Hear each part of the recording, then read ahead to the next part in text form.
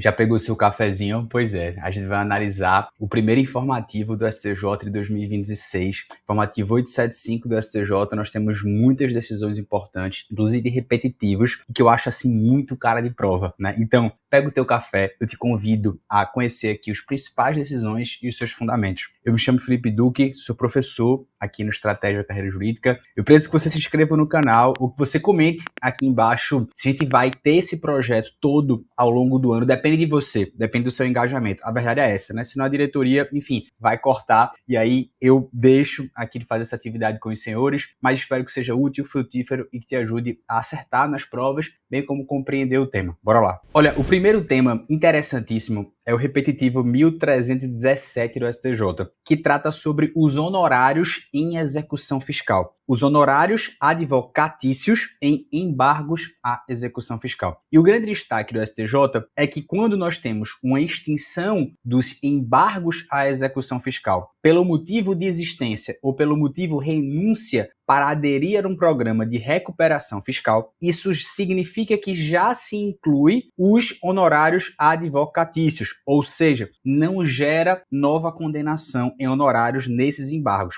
Qual foi o fundamento da decisão? O STJ disse que o CPC já trouxe esse conteúdo. O artigo 827, parágrafo 2º do CPC, ele estabelece que os honorários são devidos apenas na cobrança da dívida, ou seja, da execução fiscal, que é fixados em 10% e passíveis de majoração até 20%. Logo, ele diz não há mais condenação autônoma nos embargos. Se o programa de recuperação fiscal já tem honorários na cobrança dessa dívida pública, exigir mais honorários judicialmente configuraria um bis in idem, e aí, logo, nesse aspecto, não é possível cobrar honorários quando essa desistência é para essa finalidade. E aí, o segundo tema é de direito penal, né? Um tema que houve uma decisão sobre comutação de pena, tema 1195 do STJ. E atenção a esse repetitivo, ele trata sobre comutação de pena e falta grave. O grande destaque feito pelo STJ é que o período de 12 meses que tem no decreto 9.246 de 2017, ele refere-se à não ocorrência da falta grave e não à data da sua apuração, desde que seja instaurado o processo administrativo disciplinar. Então, quais foram os fundamentos do STJ para chegar nessa conclusão? Primeiro, ele disse que o objetivo da norma do decreto é avaliar a ocorrência de falta nos 12 meses anteriores, não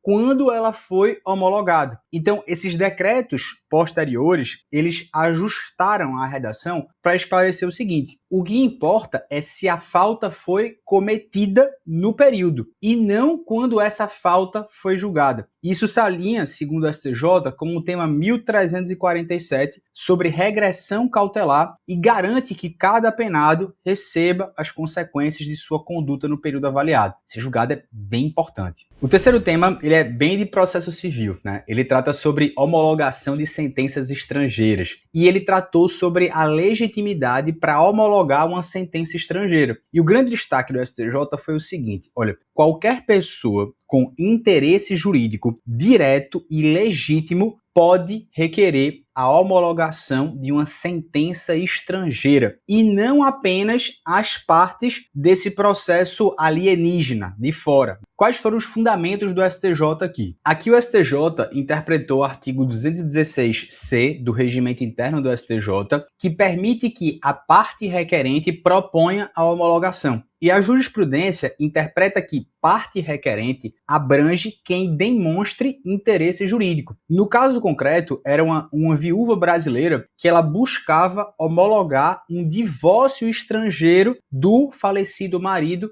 para regularizar o seu estado civil no Brasil e também exercer os seus direitos fundamentais, ou seja, a dignidade da pessoa humana e também a liberdade de locomoção. E segundo o STJ, isso é um interesse legítimo configurado. O quarto julgado, ele é sobre cooperação internacional, um tema bem interessante, a carta rogatória versus o que a gente chama de auxílio direto. E na visão do STJ, ele disse que a produção de prova decorrente de uma decisão judicial estrangeira deve tramitar como se fosse uma carta rogatória e não como auxílio direto. Por quê? Porque exige juízo de delibação do STJ. E a diferença, ela é crucial aqui, tá? Porque a carta rogatória, ela busca dar eficácia à decisão judicial estrangeira. E o auxílio direto, ele produz a decisão brasileira para cumprir uma demanda internacional. Então, cuidado para você não confundir, né? Segundo o STJ, a determinação de produção de prova em um processo judicial, isso é um ato típico de uma função jurisdicional. Mesmo que o relatório socioeconômico não precise de ordem judicial para ser feito, a decisão estrangeira, ela deve ser submetida ao controle de compatibilidade com o ordenamento nacional. Isso aqui é devido ao processo legal garantido pelo STJ.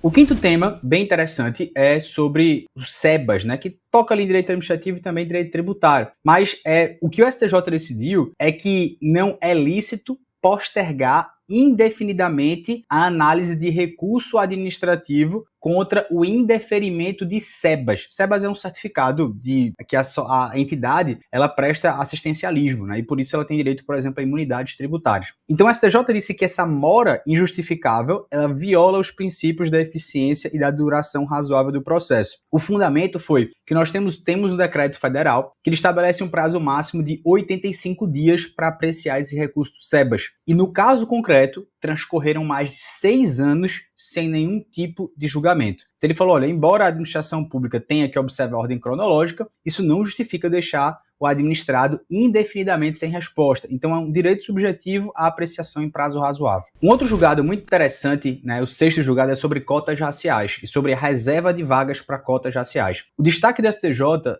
decide que o quantitativo de vagas reservadas a pessoas negras deve incidir sobre o total de vagas do cargo. E é vedado o fracionamento por área de especialização. Então é como se o STJ olhasse para a Lei 12.990 de 2014, que determinava, né, essa reserva de 20% quando houvesse no mínimo 3 vagas com observância de critérios de alternância e proporcionalidade. Nós tivemos constitucionalidade da DC 41 falando que isso era constitucional.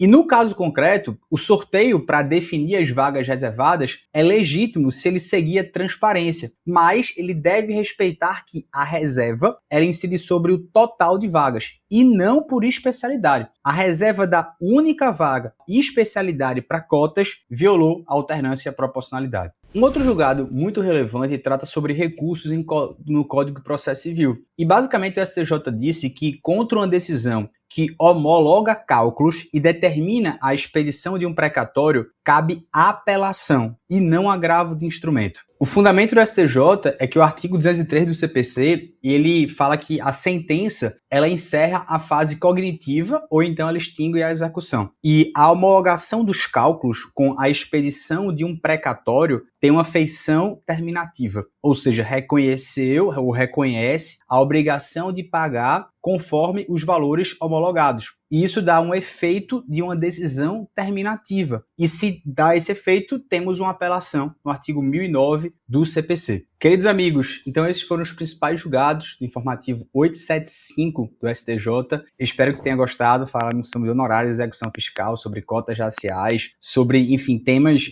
bem relevantes, né? E que eu acho que vão cair certamente nas provas de 2026. Espero que você tenha gostado. Se não, dê uma segunda chance. Ou melhor, comenta aqui embaixo o que a gente faz questão de melhorar. Um grande abraço, fica com Deus e vamos lá.